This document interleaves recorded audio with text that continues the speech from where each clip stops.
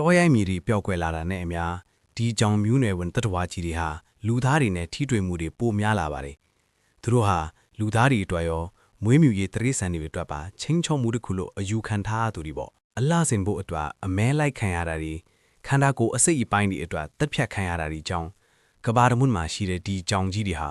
မျိုးသုံးမဲ့အန်ဒီရဲ့နဲ့ရင်ဆိုင်နေရပါတယ်။ဒါပေမဲ့လွန်ခဲ့တဲ့အနှစ်90ကျော်ကနေကတည်းကအချို့ချိုင်ဝမ်ဒေတာတွေမှာအမဲလိုက်တာနဲ့မွေးမြူရေးငုံငန်းတွေကိုတင်းတင်းကြပ်ကြပ်ပိတ်ပင်လိုက်တဲ့အခါမှာတော့ထူးခြားတဲ့ပြောင်းလဲမှုတွေဖြစ်ပေါ်လာခဲ့ပါတယ်